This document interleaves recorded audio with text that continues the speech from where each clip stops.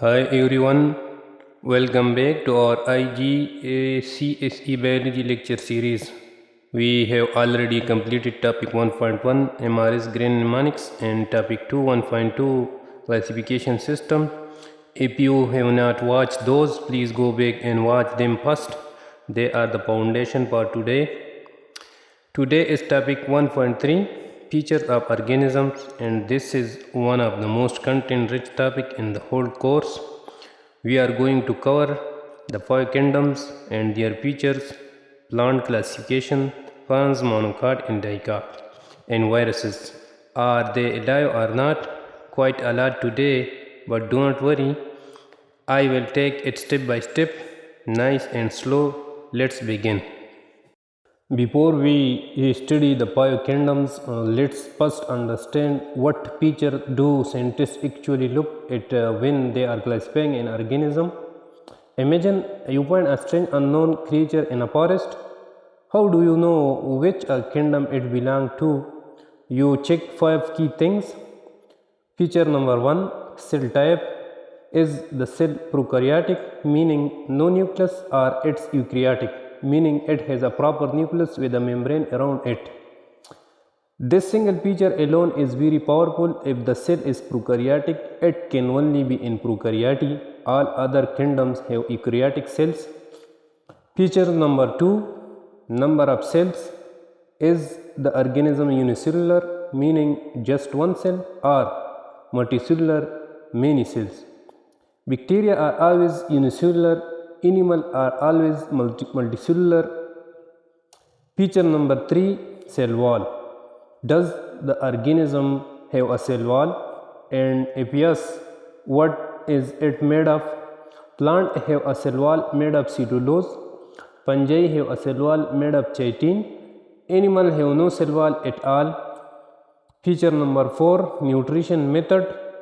Is the organism autotrophic, meaning it makes its own food like plants through photosynthesis, or is it heterotrophic, meaning it eats other organisms for food?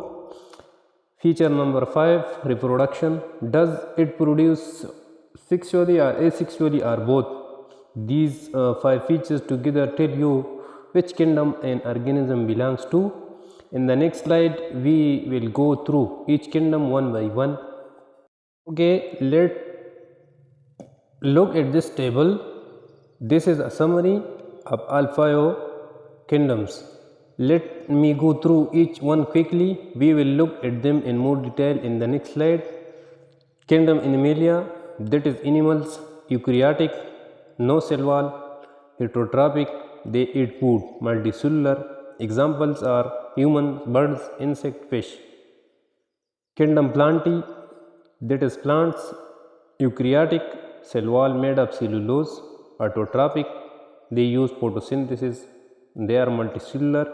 Examples trees, grasses, mosses. Kingdom Fungi, they are eukaryotic, cell wall made of chitin, not cellulose. Chitin heterotrophic mode of nutrition, but in a special way. They are saprophytic, meaning they digest and absorb dead and decaying matter, mostly multicellular. Example, mushroom, yeast, molds. Kingdom Prokaryotae, this is the only prokaryotic kingdom. No nucleus, has a cell wall, but it is not made of cellulose. They are unicellular only. Example, bacteria and kingdom and cyanobacteria. Kingdom Protoctista, think of this as the leftover kingdom. These are organisms that do not fit neatly into any of the other 4 kingdoms. They are eukaryotic, mostly unicellular, mixed nutrition, some are autotrophic, some are heterotrophic. Examples, amoeba, paramecium, algae. Take a photo of this table or make a copy of it. It will come up again and again throughout the course. Now let us go deeper into each kingdom. I want you to focus especially on the parts that come up in exams. First, in Animalia, they have no cell wall. That is the first thing to remember. They are all eukaryotic, all are multicellular, all are heterotrophic. They consume food. They reproduce both sexually and asexually. Number 2, Plantae, cell wall made of cellulose. They are autotrophic. mean chlorophyll in their cell capture sunlight for photosynthesis. They are eukaryotic and multicellular. Number 3, fungi. This is where most students make a mistake. Listen carefully. Fungi do not have a cellulose cell wall. They have a cell wall made of chitin. Say it with me, chitin. CHITIN. This is the number 1 most tested pig in this kingdom. Fungi are saprophytic. They secrete enzyme onto dead material, break it down externally, and then absorb the nutrients. This is called saprophytic nutrition. Number 4, Prokaryotae. These are bacteria without nucleus, mean they are prokaryote. Their DNA just float loose in the cytoplasm. They have a cell wall, but it is not made of cellulose or chitin. It is made of different chemicals, maybe peptidoglycan. They are always unicellular. Number 5, Protoctista. These are the difficult to classify organisms. They are eukaryotic but unicellular, or sometimes small multicellular, or sometimes colonial. They include amoeba, paramecium, and algae. The key thing to say about Protoctista is they are organisms that do not fit into any other kingdom. Now look at the exam tip at the bottom of this slide. The fungi, chitin, prokaryotic, no nucleus, Protoctista does not fit elsewhere. These are the 3 most tested points. Please memorize them. Now we go to inside the plant kingdom. All plants are eukaryotic, multicellular, and autotrophic. But within the plant kingdom, there are further subgroups. Today we focus on 3: ferns, monocots, mean monocotyledons, and dicots, having dicotyledons. Let me explain each one properly. First, ferns. Ferns are plants, but they are very different from the flowering plant you see every day. The biggest difference is this: ferns do not produce flowers or seed, they reproduce by spores. If you have ever seen the underside of a fern leaf, those dark spots you see are actually pockets of spores. When the spores are released, they land in moist soil and grow into new ferns plant. Ferns have big divided leaves called fronds. They have proper vascular tissue, xylem and phloem, to transport water and food. They grow in moist, shaded area because their spores need water to germinate. Examples are bracken ferns, median hair ferns, etc. Number 2, second, monocotyledons, mean monocots. These are flowering plants with one seed leaf called a cotyledon. When a monocot seed germinates, only one leaf comes out first. Other features are leaf veins are parallel, they run side by side like line on a page. Flower parts come in multiples of 3 petals or 6 petals. They have fibrous root, lots of small roots spreading out, no main central root. Vascular bundle is in the stem or scattered randomly. Examples: grasses, maize, lilies, orchids. Third is dicotyledon, mean dicot plants. These are flowering plants with 2 seed leaves. When the seed germinate, 2 leaves come out first. Other features are leaf veins are net-like, they branch and spread like a network. Flower spots come in multiple of 4 or 5, 4 petals, 5 petals, 10 petals. They have a taproot, one main thick central root with smaller roots branching off it. Vascular bundle in the stem are arranged in a ring. Its example is rose, bean, sunflower, pea. So just to recap, ferns use spores, monocot have parallel vein and 1 cotyledon, and dicot have net veins and 2 cotyledons. Now let us compare all 3 side by side, and then I will give you a simple step-by-step method to classify any plant in the exam. Looking at this comparison table, first, reproduction. Ferns use spores, monocot and dicot Both use flower in seeds. Cotyledon. Fern have none. Monocot have one cotyledon. Dicot have two cotyledon. Leaf veins. Ferns have divided fronds. Monocot have parallel veins. Dicots have net-like veins. Root type. Fern have true roots. Monocot have fibrous roots. Dicot have tape roots. Flower pods. Ferns have no flowers. Monocot have pot in threes. Dicot in fours or five. Now, here is my exam method. If you are given an unknown plant and you need to classify it, follow the following step. Step 1. Does it produce spore? If yes, it is a fern. Done. Step 2. If it produces seed, how many seed leaves? Cotyledons. Does it have? 1. Monocot. 2. Dicot. Step 3. Not sure about cotyledon? Look at the leaf veins. Parallel vein, it means it is monocot. Net-like vein mean it dicot. Step 4. Look at flower pods. If multiple of 3, it is monocot. If multiple of 4 or 5, it is dicot.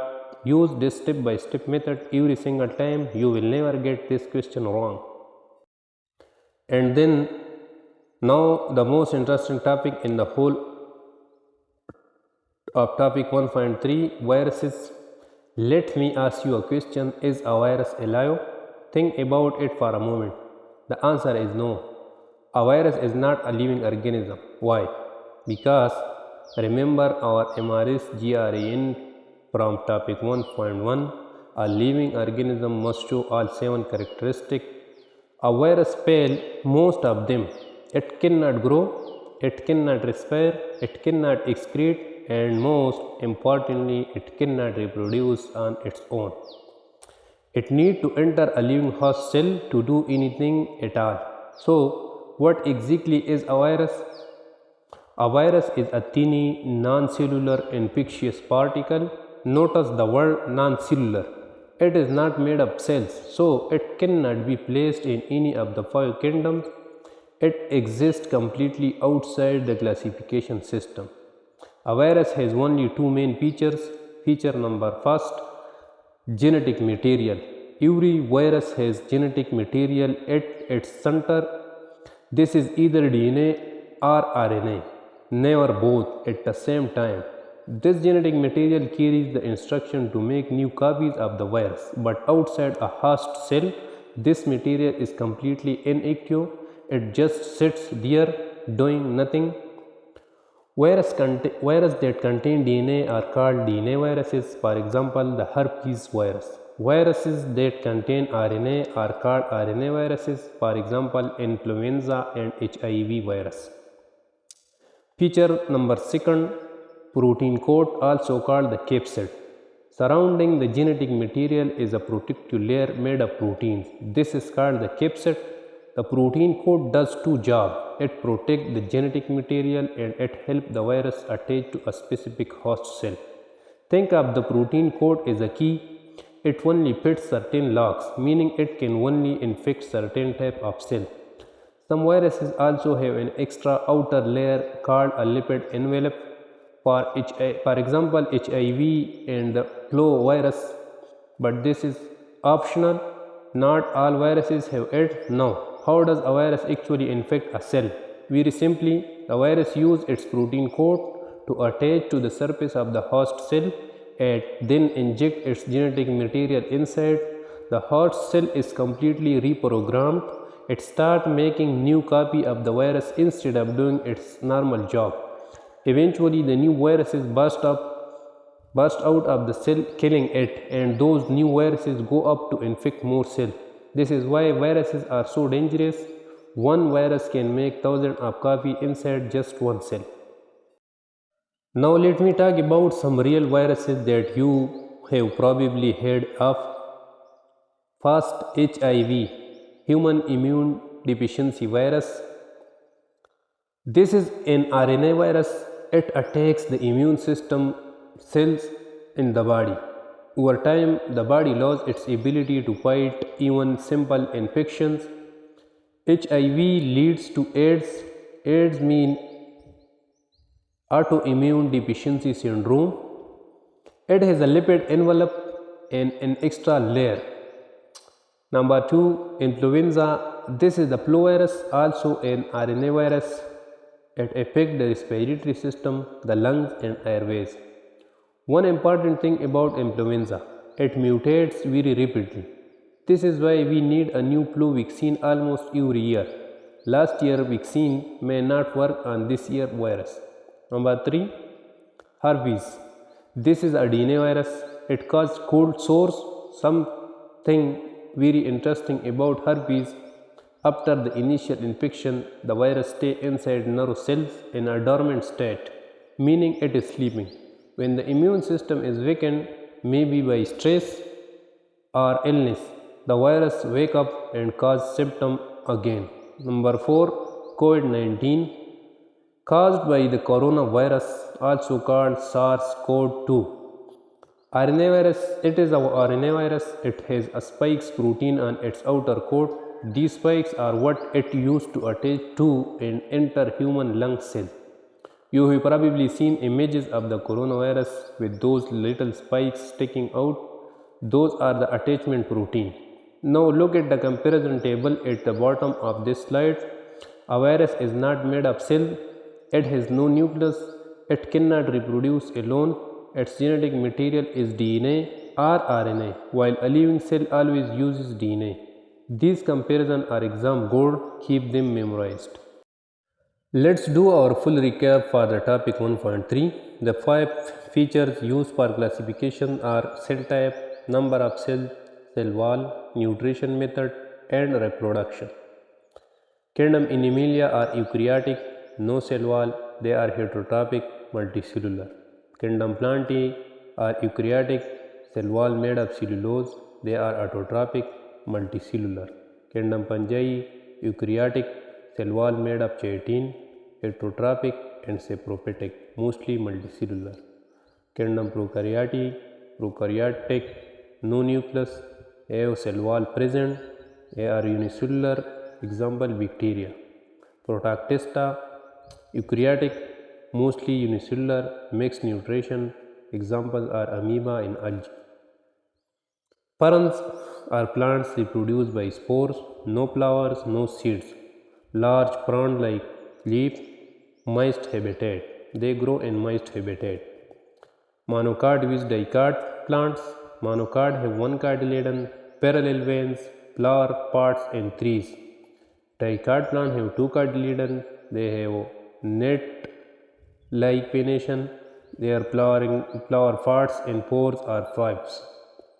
Viruses are non-living. They are acellular. Two parts genetic material, DNA or RNA, and protein code or capsid. Must enter a host cell to reproduce. Belong to no kingdom. Final slide. 6 exam tips for topic 1.3. Listen carefully. Topic tips 1. Fungi cell wall equal chitin. This is number 1 mistake I see every year. Students write cellulose or fungi. Do not do this. Cellulose is plant only. Fungi is chitin. Full stop. Tip 2. Prokaryotic have no nucleus. Bacteria are prokaryotic. Their DNA floats freely in cytoplasm. No nuclear membrane. All other kingdoms, Animalia, Plantae, Fungi, Protoctista are eukaryotic. Tip 3. Viruses are not living organisms. They fail MRGRE in mnemonic. They are acellular, not made of cell. They belong to no kingdom. If an exam asks, explain why viruses are not classified as living organisms, say they cannot independently respire, excrete, grow or reproduce. Tip 4. Monocot with dicot. Use 3 features: cotyledon number, leaf vein pattern, flower parts multiple. These 3 together always give the answer. Tip 5. Ferns use spores, not seed for reproduction. This is a very common mix-up. Ferns are plant but they do not produce flower or seed. Reproduction is by spores only. Tip 6. DNA or RNA in viruses. Never both. If the exam asks about the genetic material in viruses, the answer is DNA or RNA, not both, one or the other. That is everything for topic 1.3, features of organism. In our next video we start chapter 2, cell and cell structure. This is where things get even more interesting. Thank you so much for watching. Please subscribe, hit the like button if this helped you, and I will see you in the next class.